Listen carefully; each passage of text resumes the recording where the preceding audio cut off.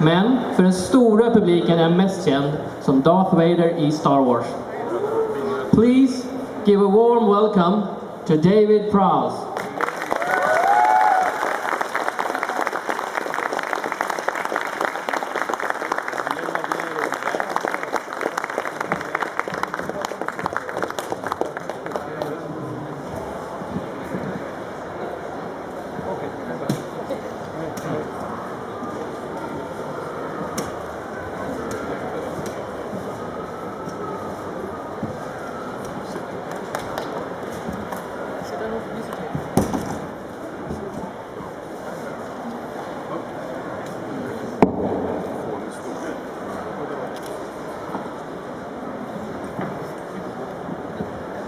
Do you all speak English? Yes.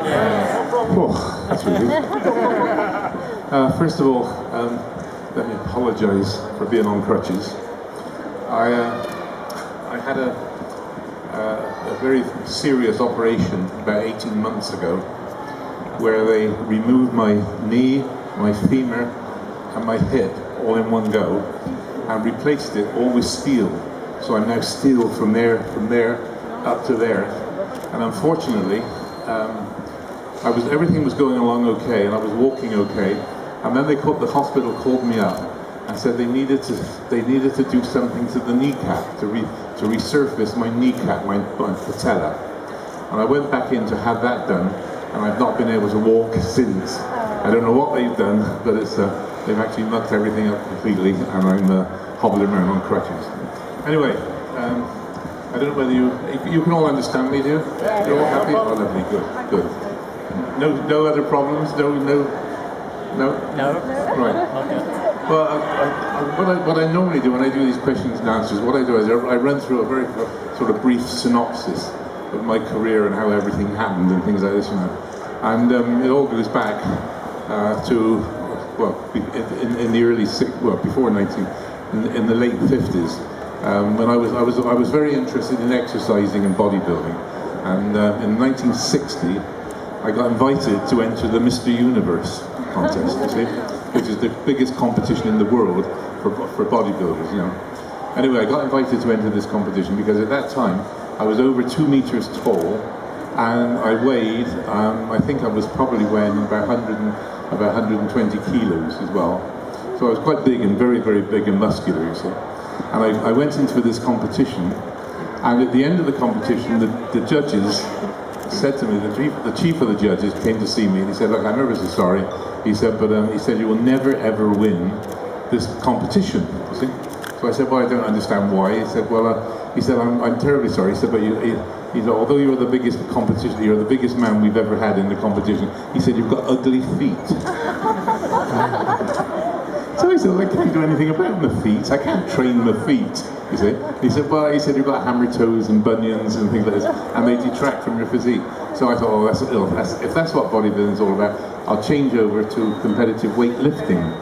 And in 1961, I got 3rd place in the British Championship. 62, I won it. Then I went to the Empire and Commonwealth Games in Perth. 63, I won it again. 64, I won it again. And 64 we had the World Weightlifting Championships, and then it was also the Tokyo Olympics, which I did. And then things sort of snowballed merrily along, and I was running gymnasiums and training lots of famous people. I was personal trainer to Christopher Reeve for Superman. It was like I put 40 pounds on him in 6 weeks prior to him going into his Superman suit, because he was too skinny when he came to see me. And then I was personal trainer to lots of other famous people, and very, very good friends with Arnold Schwarzenegger and Lou Ferrigno and these sort of people.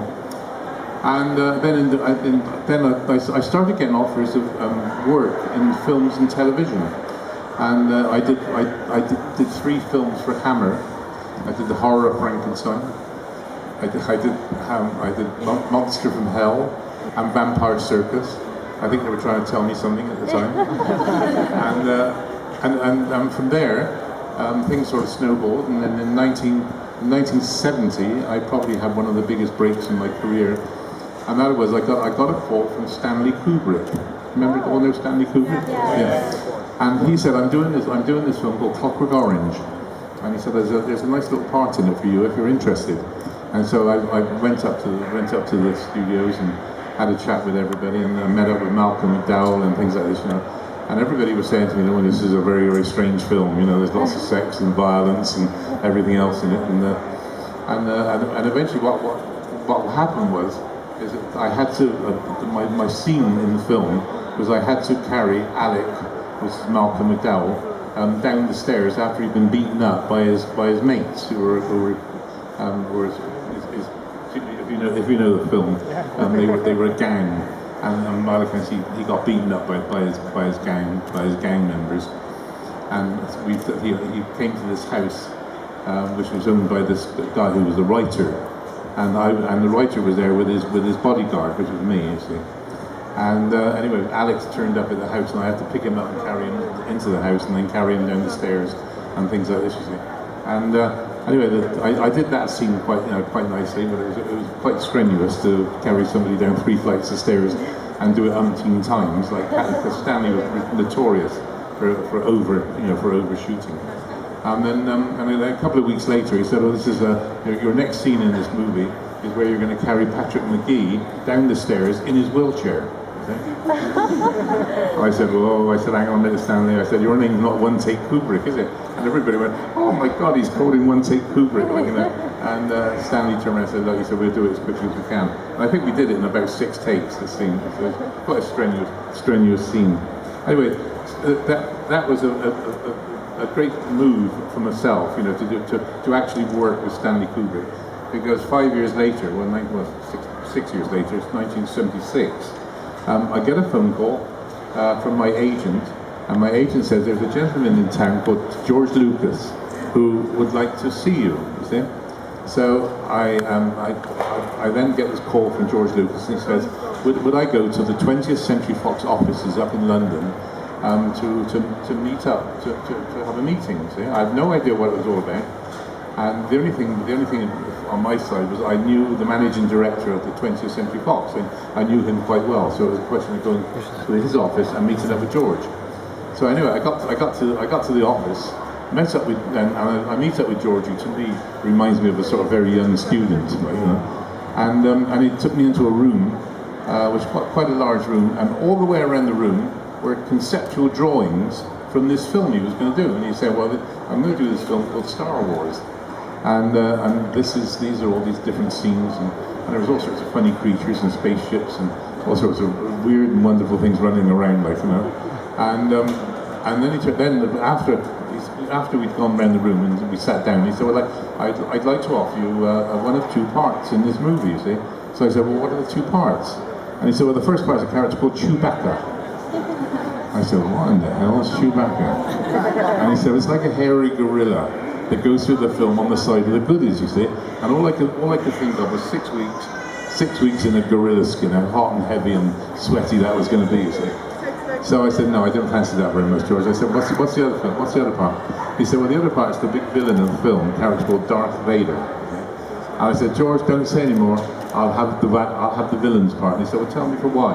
I said, "Well, if you think back on all the films that you've ever seen where there are good guys and bad guys, I said, you always remember the villain, you always remember the bad guy." And he said, "Dave," he said, "I think you've made a very wise decision," he said, "because nobody will ever forget Darth Vader." And here we are, 40 years later, chasing around the world on the back of Darth, having a wonderful time. So I really do. If I wanted to, I could be somewhere different in the world every weekend doing shows like this. I mean, it really is marvellous. My wife doesn't like it very much, but it's like, I love it. I have a wife who hates Star Wars, would you believe? Yeah, she doesn't like Star Wars, and she thinks it's been a huge intrusion into my married life, which has. So anyway, now, of course, you know, my life consists of traveling all over the world and doing all these sci-fi conventions, and meeting up with some great people and things like this. You know, I haven't done very much in the way of film and television. I've done all bits of film and television work, but nothing of any sort of great excitement. Because as I said, I'm now so busy doing this sort of work, and I love coming out and sort of meeting all the fans and giving talks and just, you know, selling my photographs and things like this. It's a great way to make a living. It really is a great way to make a living. Thoroughly enjoying it. And I've actually got shows lined up all over, all next year and the year after. Would you believe? It's really tremendous the interest that there is in the Star Wars phenomenon. So, anybody got any questions you'd like to ask me? Yeah, I have actually one question before I start running around the audience. And allow me to quote, like everyone remembers the villain, George. For a lot of people, you are the #1 villain of all times. But I know you also had a career as a superhero. Which one do you prefer being recognized as, the villain or the superhero? Which superhero were you talking about? The Green Cross Code Man. Do anybody know anything about the Green Cross Code? Well, in Great Britain, this is the greatest job I've ever had in my life. All right? And it's almost exactly the same time as I was doing Star Wars, I get a phone call from my agent, whose husband worked for an advertising agency in Great Britain, and his agency had just been given the rights to go ahead and make a series of road safety commercials for children at school, and they called it the Green Cross Code. That's what the campaign was all about. But they had this Green Cross Code, which was trying to teach children how to cross the road safely. The Green Cross Code itself said, first find a safe place to cross, then stop. Right? Every child in Great Britain learns this. First find a safe place to cross, then stop. And the second bit says, stand near the curb, not on it. Right? That means stand back away from the curb. Right? Third bit says, look all around for traffic, and if traffic is coming, let it pass. Don't get dashing out in the middle of the road. And fourthly, it says, if there is no traffic coming, walk straight across the road, looking and listen as you cross. And if you can't remember all that, all you have to remember is stop, look, listen, and think. And that was the Green Cross Code. Now, we did a whole series of television commercials for the campaign, and the road accident figures in Great Britain at the time, when we started the campaign, the road accident figures were running at 40,000 children a year were getting knocked down, injured, and killed on the roads in Great Britain. It was a horrendous amount of kids getting killed. And when we finished the campaign, I did it for 14 years. We did it from 1976 right through until 1990. And in the 14 years, we actually halved the road accident figures in Great Britain. We got it down to 20,000. And then in the year 2000, I had a tremendous happening in my life. I was invited to go to Buckingham Palace to meet the Queen and receive a medal from the Queen, the MBE. I'm now what they call a member of the Order of the British Empire, and I have a medal. I have a medal from the Queen.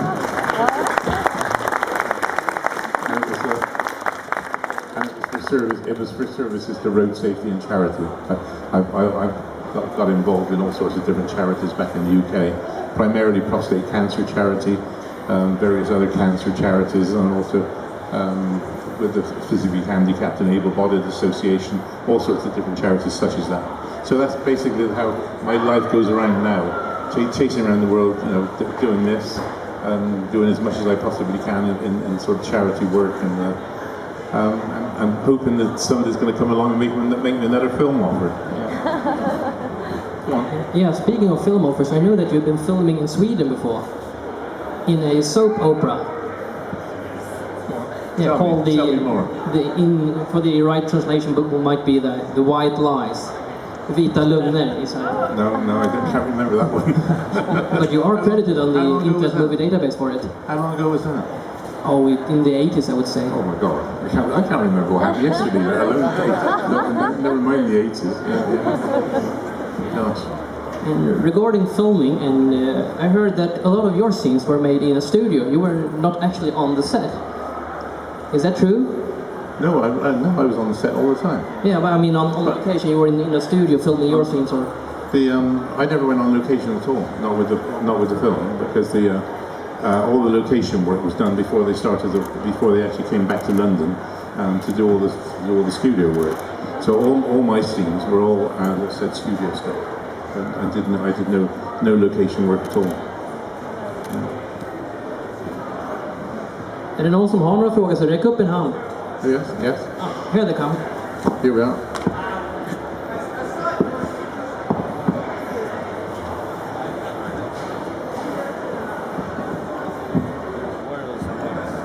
Yes, Mr. Prowse. Yes. Could you tell us, please, one a favorite memory, perhaps, from your favorite Star Wars movie? Oh, well, we did 4, 5, 6. I did Star Wars, then we did Empire, and then Jedi. Star Wars, I thoroughly enjoyed. Working with George Lucas was very, very pleasant. Nice working with Sir Alec Guinness and virtually everybody else in the movie. Empire was equally as good. It was, in fact, probably an even better experience because we had a lovely director called Irving Kershner, and I enjoyed working with him. I got on very well with Harrison and Carrie and Mark, and we used to. I used to help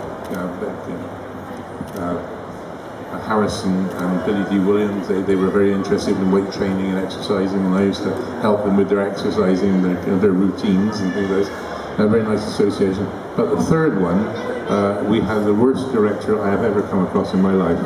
A guy called Richard Marquand. I don't know where he is now. I think he's out there somewhere or down there somewhere. But I hated every minute of the film with him, actually. It was quite strange because for some reason or other, I virtually got ostracized. You know what I mean? They the management or Richard Marquand decided that he wouldn't speak to me at all. Not during the film. And every time Darth Vader was going to get to do some work, it had to be Darth Vader in the film. I used to watch my stuntman getting dressed up. I mean, there was a lot of sword fighting to do, and I personally was not the greatest sword fighter in the world. And I had a stuntman who was the British fencing coach, so he was a lot better at it for me, and I was quite happy for him to go ahead and do it. But I used to sit around and watch my stuntman getting dressed up, and I used to go out to the studio, do nothing, and then come home at the end of the evening, like, very, very little. And then I actually got my own back on this terrible director. And one day I see them getting my stuntman all dressed up as Darth Vader again. So, and I went to Richard Mark and I said, "Excuse me," I said, I see Bob Anderson's getting into the Darth Vader outfit. I said, what are you going to do? They said, "Oh, this is the bit we're going to use him because this is the bit where he throws the Emperor off the balcony." I said, "Is Bob Anderson going to do this?" He said, "Yeah, he's going to do this." I said, "Well, hang on a minute." I said, the Emperor must weigh like 160, 170 pounds. I said, Bob Anderson's an old man, and he's not young. I said, he's never going to get him above his head, like, you know.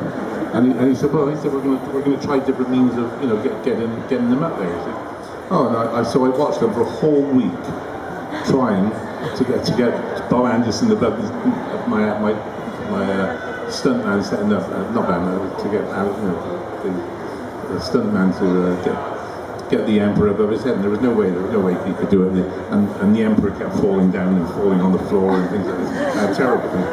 And eventually, I went up to, it was late on the Friday, they did this whole week, and late on the Friday I went to Richard Mark and I said, "Excuse me," I said, "I've been sat around all week watching this farce going on."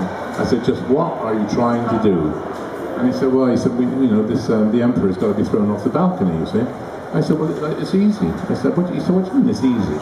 I said, "Well, all I got to do is pick him up, push him above my head, and throw him off the balcony." He said, "Could you do that?" Yeah. I said, "I won the British heavyweight weightlifting champion for nothing, like, you know."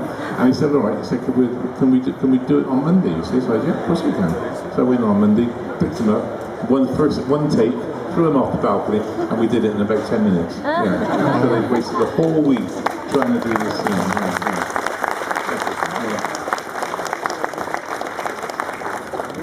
I've never forgiven Richard Marquand since. My daughter wondered how does it feel in the suit when you play? How does it feel in the suit? Oh, very warm, very warm. And the thing with Star Wars, of course, we filmed during the hottest summer we've ever had, actually.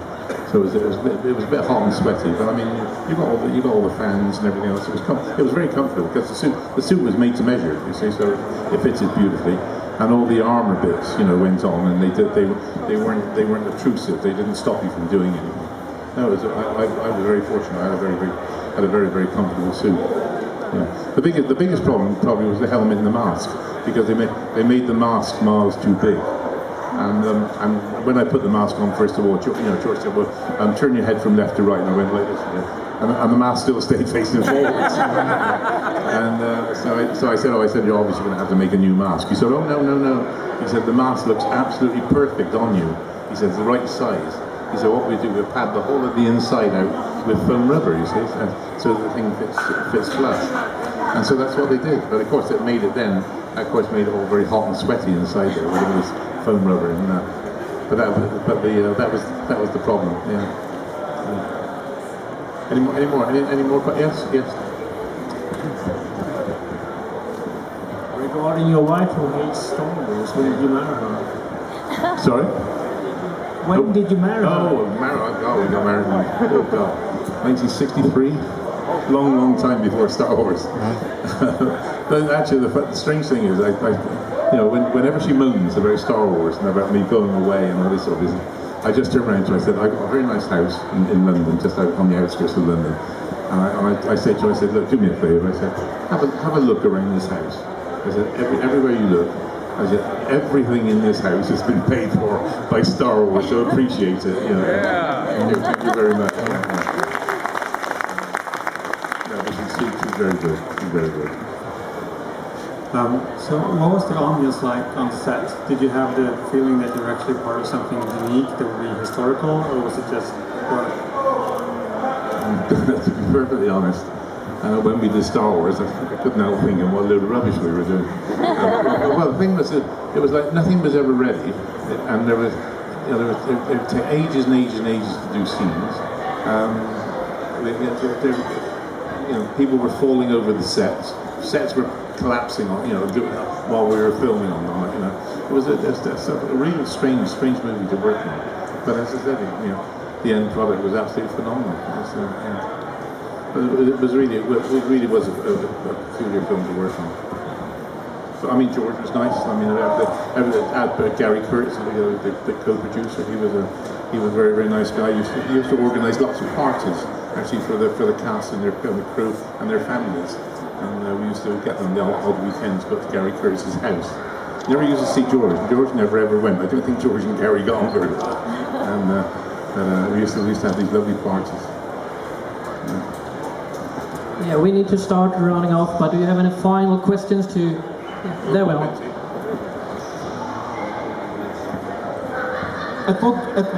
At which point did the crew actually know that Vader was in fact Luke's father? Was this kept a secret for the cast members? Yeah, I didn't know. I didn't know I was Luke's father until I read it in the script. In whichever episode that was, a long time. A long time into the trilogy before I knew anything about being Luke Skywalker's father. Yeah. Well, ladies and gentlemen, we need to unfortunately round off because we're out of time. Yeah. Oh, we're out of time. I'm terribly sorry. I've enjoyed talking to you. It's been lovely. But if you want, we can have like 1 or 2 questions more. Yeah, please. Yeah. Do you know nothing with Star Wars 7? The only thing I know about Star Wars 789 is they're going to be done by Disney, and they're also going to be directed by a guy called J.J. Abrams, who's just made some really big movies. So it's going to be an interesting trilogy. Unfortunately for me, Darth Vader got killed off in number 6, so he won't be coming back in 789. But I'm hoping there might be a possibility of me coming back in as another either a masked role or even an unmasked role, which would be nice. Yeah. But I would love to come back. I would love to come back and work on 789. There's all sorts of funny stories going around at the moment as well. We just had a big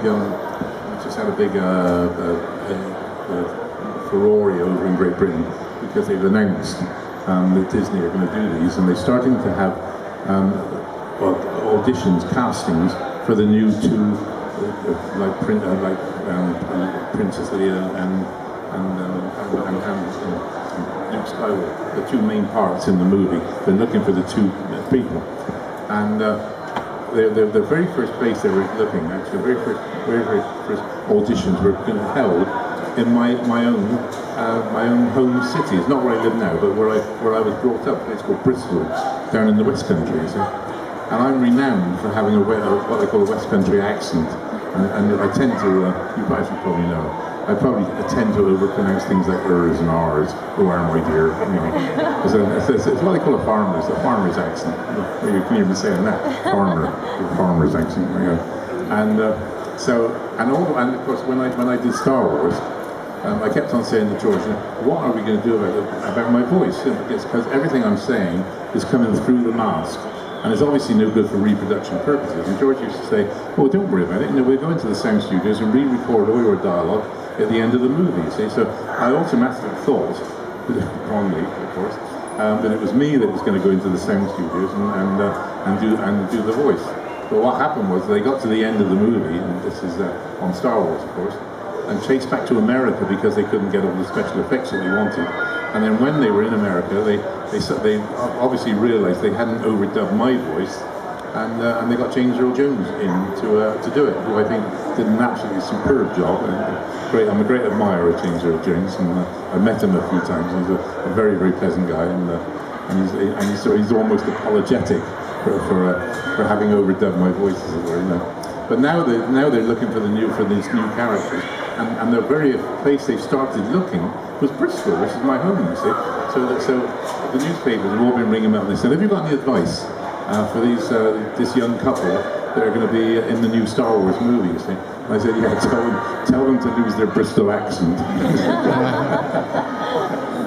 But I don't know what's happening there. We don't know where it's going from there on. I haven't heard any more just recently. Yeah.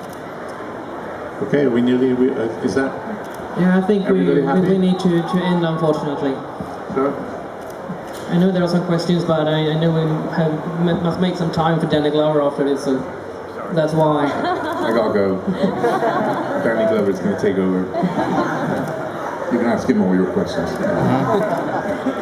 Lovely, all. Thank you very much indeed. Thank you. Thank you.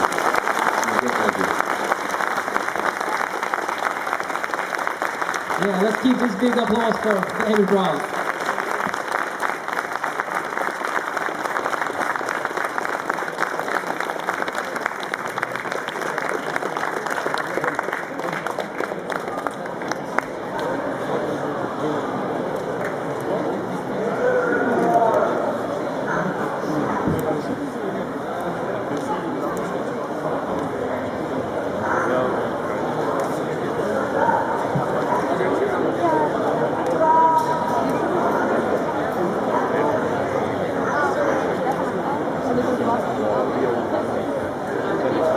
Ja.